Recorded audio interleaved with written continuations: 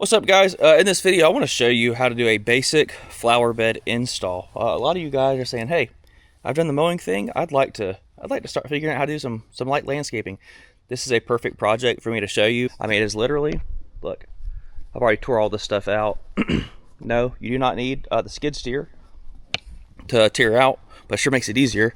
But no, I got a few guys, or even a couple guys with shovels, and a little sawzall. So anyways, what I want to do is I want to talk you through, number one, how I map out a flower bed, and then number two, the design process for this. And again, this is as simple as it can be, but these concepts, they apply to much bigger projects. Okay, so the first thing I want to do is get everything mapped out with Mower 2 Pro.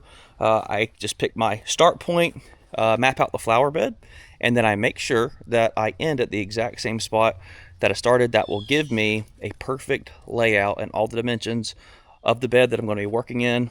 This makes it super easy for planning, and designing and saying, hey, what plant's going where? And then also gives me a map for how much mulch I need if I want it to be 3 inches, or how much rock I need if I want it to be 4 inches. Super useful tool, Mower 2 Pro. There is always a link in my video descriptions for you guys. I'm a big believer in this product. But the flower bed design, once you got it all cleared out and level, what do you do? Well, again, we're going to go ahead and get everything mapped out, and then I'm going to talk to you about some of the things that I think about whenever I am designing a flower bed.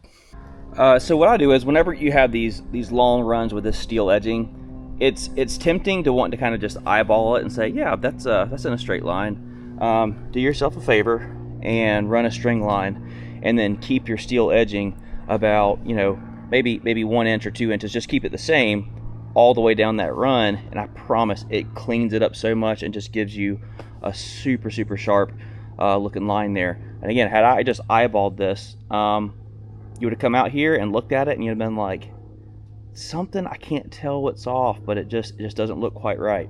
I promise, use the string line.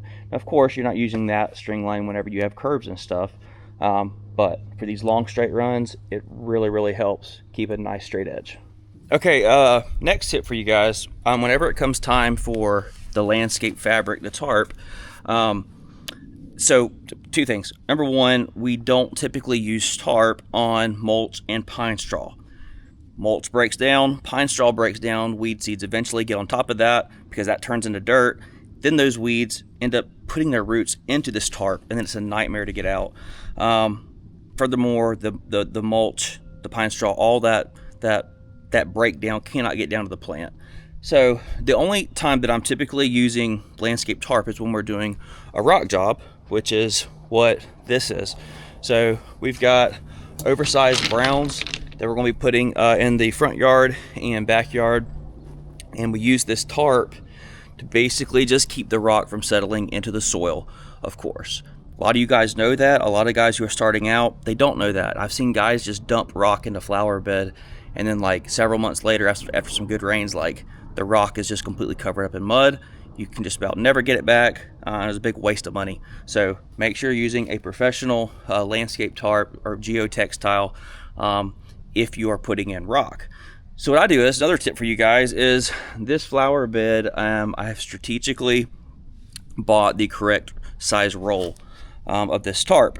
So if you go to a professional landscape supply store, they got this stuff in the width of 3 feet, 4 feet, 5 feet, 6 feet, and you can basically buy exactly what you need for your flower bed. And I promise that it helps so much without having to make extra cuts. This flower bed is about 3 feet 3 inches in depth. This is a 3 foot depth roll. It's going to be perfect. Roll this thing out and slide it in there, get everything pinned down with plenty of landscape pins. And then what I do is, I'll put all my plants on, and I'll show you how that works. Make sure everything is spaced correctly. We'll go back and look at the drawing that I did. Then we will cut holes basically in the tarp. Put the plant in, then patch in that hole around the plant, and then you're good to go. So let's go ahead and get this tarp out.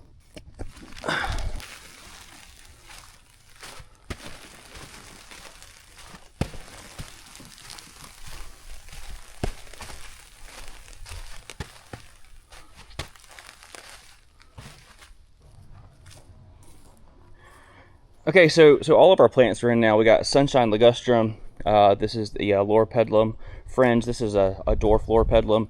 This right here, another ligustrum. Then we went with the Shishi, Gashira, Camellia. These bloom during the winter, which one of the only plants in Zone 8 that give you nice, beautiful blooms in the winter that are evergreens. So I definitely like to incorporate these for seasonal interest. The thing about the Sunshine Ligustrum and then the Lora pedalum, you'll often see landscapers pair those together just because of the purple and then the yellows. Really good contrast. But go easy on the Sunshine Ligustrum. Yellow, look at this. I mean, look how much it stands out. Like, yellow goes a long way. I see some houses just like covered in it, and it looks like the mustard monster threw up all over the house. So use yellow sparingly, but if you pair it with like purples and blues, really, really great contrast.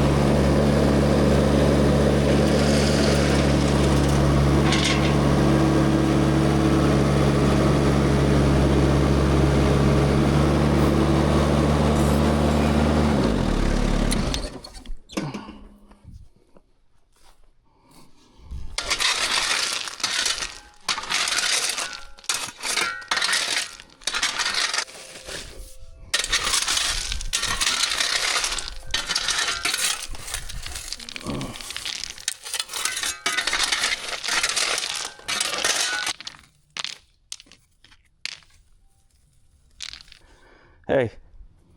Hey, what are you doing? Oh, just getting this rock put in. Are you almost done, or how's it going? Yeah, I probably got like an hour, maybe 2 total, but all the plants are in, all the tarps in. Right now I'm just spreading rock. Does it look good? Yeah, it looks really good. Good. Well, I've made Sam her meal, and now I've got to make your parents theirs. They called about my car and said it was not that thing, that it was a clogged thingy. Well, thank God. Yeah, so they said it's ready. I'll tell you what, just let me just get this wrapped up, and then I'll call you back. Yeah, no, it's fine. All right. Okay, Bye. bye.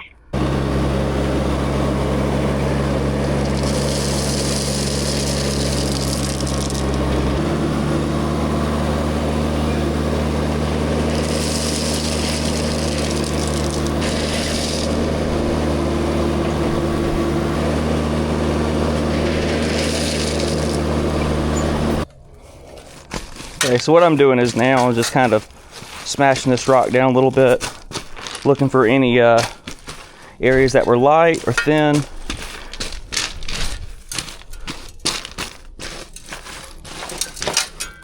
All right, we're looking pretty good through here.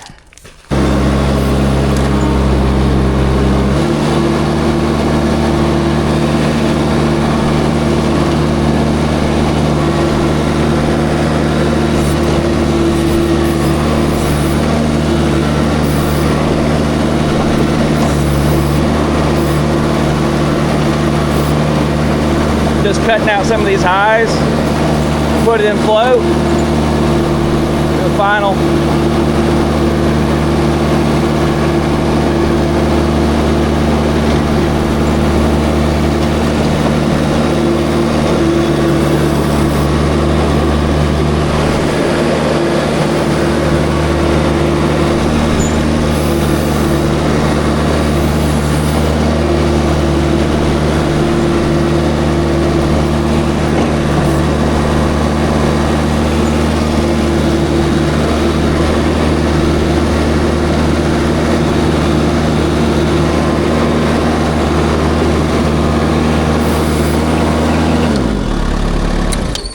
Alright, so I'm gonna come in and do a little bit of just final touch-ups right in here, make sure this rock is all where it needs to be. This is the area we were thin.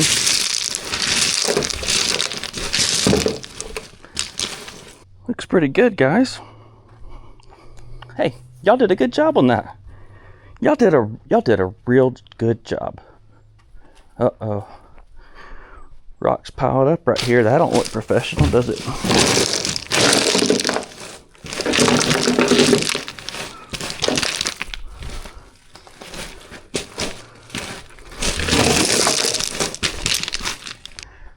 Now, do you still have weed competition with rocks?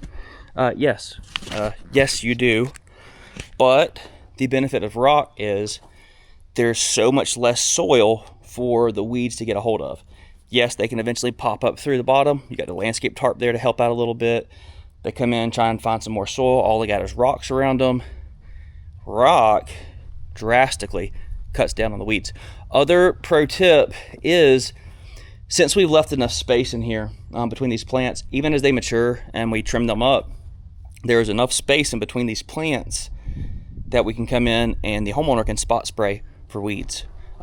A lot of times, landscapers, we have a tendency to just fill the bed up, make it look wonderful. What happens is, especially if you're using mulch or pine straw, in our area, weeds are like, they're relentless, they're not in stop, right? And what you've done is you've put so much material in these beds that you have no chance of using Roundup or any type of a weed control because the plants are just completely covering up the bed. There is a hornet's nest under there, and there's, oh my gosh, like dozens of hornets. I don't know how they haven't stung me so far. Anyways, I hope that makes sense. Leave some space in between your plants. It makes planting them easier. It makes getting the rock in easier. It makes maintenance easier.